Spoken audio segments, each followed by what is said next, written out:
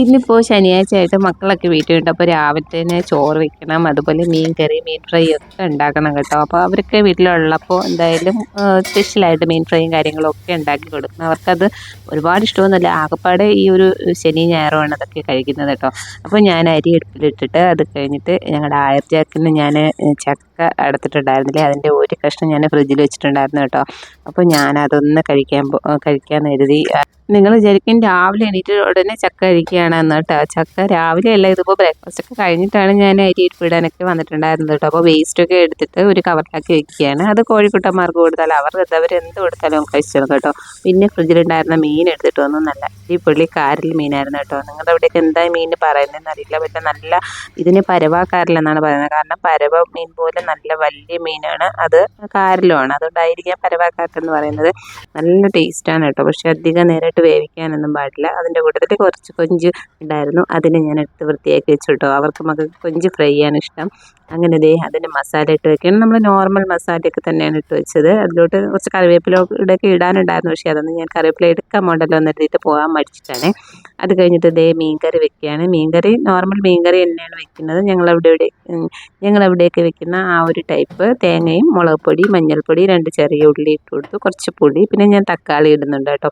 ഒരു പകുതി തക്കാളി എടുത്തിട്ട് അതിൻ്റെ പകുതി അരയ്ക്കാനിടും, ബാക്കി പകുതി കറിയിലോട്ട് ഇട്ട് കൊടുക്കും. കറി അരച്ചിട്ട് അത് ചട്ടിയിലോട്ട് ഒഴിച്ചിട്ട് ആ ബാക്കി പകുതി എന്ന് പറയുമ്പോൾ ഒരു തക്കാളിയുടെ 4/1 ഉള്ളൂ, അത് അരിഞ്ഞ് അതിലോട്ട് ഇട്ട് കൊടുത്തു കേട്ടോ. അങ്ങനെ കുറച്ച് ഉലുവാപ്പൊടി ഇട്ട് കൊടുത്തു. വറുത്ത് പൊടിച്ച് വെച്ചിട്ടുള്ള ഉലുവാപ്പൊടിയാണ്. ആവശ്യത്തിന് ഉപ്പും ചേർത്ത് ഞാൻ ആദ്യം ഒന്ന് കറി വെക്കുകയാണ്. അതവിടെ ഇരുന്ന് തിളക്കട്ടെ. തിളച്ചതിന് ശേഷം മാത്രം ലാസ്റ്റാണ് മീൻ ഇട്ട് കൊടുക്കുന്നത്. ആ സമയത്ത് ഞാൻ മീൻ ഫ്രൈ ചെയ്യാണ്. മീൻ ഇപ്പം കൊഞ്ച് ഫ്രൈ ചെയ്യുന്ന മണം അടിച്ചാൽ തന്നെ ഇപ്പം വന്ന് കഴിക്കാൻ തുടങ്ങിക്കോളും രണ്ടാളും കൂടെ കേട്ടോ. രണ്ടാളും അകത്തെവിടെയും ഉണ്ട്. അങ്ങനെ അത് ഫ്രൈ ചെയ്യാൻ വെച്ചിട്ടുണ്ട്, അതങ്ങ് ഫ്രൈ ആവണം. അപ്പോൾ ഞാൻ കരുതി മീൻ കറിയിൽ എന്തായാലും കറിവേപ്പില ഇടാതിരുന്നാൽ ഒരു സുഖമില്ല കേട്ടോ. അങ്ങനെ ഞാൻ പോയി കറിവേപ്പില എടുക്കാൻ പോവുകയാണ്. അങ്ങ് ദൂരത്ത് കറിവേപ്പില ഉണ്ട് കേട്ടോ. അങ്ങ് പോകാൻ മടിച്ചിട്ട് അടുത്ത് ഇവിടെ നിൽക്കുന്നതിൽ നിന്ന് എടുക്കുകയാണ്. ഇതിൽ നിന്ന് എടുത്തിട്ട് ഈ ഒരു ചെടി കംപ്ലീറ്റ് കഴിയാറായി കേട്ടോ. നല്ല മണമുള്ള കറിവേപ്പിലയാണ്. എന്തായാലും വീട്ടിൽ ഉണ്ടെങ്കിൽ ഇതുപോലെ അത്യാവശ്യത്തിനെങ്കിലും പോയി എടുക്കാമല്ലോ, അങ്ങനെ നട്ടിട്ടുള്ളതാണ് കേട്ടോ. ഞങ്ങൾ ആദ്യം താമസിക്കുന്ന വീട്ടിൽ ഒരുപാട് കറിവേപ്പില ചെടിയുണ്ട്, നിറച്ചുണ്ട് കേട്ടോ. പക്ഷേ ഈ ഒരു വേനലിൽ കംപ്ലീറ്റ് പോയിട്ടുണ്ടാവും, ഉണങ്ങിപ്പോവും. പിന്നെ മഴയാകുമ്പോൾ എല്ലാം നല്ല വൃത്തിക്ക് വളർന്ന് വലുതായി വരും കേട്ടോ. അങ്ങനെ മീൻ ഞാൻ കട്ട് ചെയ്ത് വെച്ചിട്ടുണ്ടായിരുന്നു, ഇട്ട് കൊടുക്കുകയാണ്. കറി നന്നായിട്ട് തിളച്ച് ആ കറിവേപ്പിലയൊക്കെ ഇട്ട് അതിൻ്റെ മണമൊക്കെ വന്ന ശേഷം ലാസ്റ്റാണ് മീൻ ഇടുന്നത്. മീൻ ഇട്ട് കഴിഞ്ഞാൽ പിന്നെ ഒരു 2-3 മിനിറ്റ് മാത്രം നമ്മൾ തീയിട്ട് കൊടുത്താലും മതി. ഈ മീൻ പെട്ടെന്ന് അങ്ങ് പിരുന്ന് ഒരു വല്ലാത്തൊരു ഇതായി പോകും കേട്ടോ. പിന്നെ അത് പീസായിട്ട് കിട്ടാൻ വലിയ ബുദ്ധിമുട്ടാണ്. പിന്നെ മാത്രമല്ല ഇതിനകത്തോട്ട് സ്പൂണിട്ട് ചിക്കണ്ട കേട്ടോ.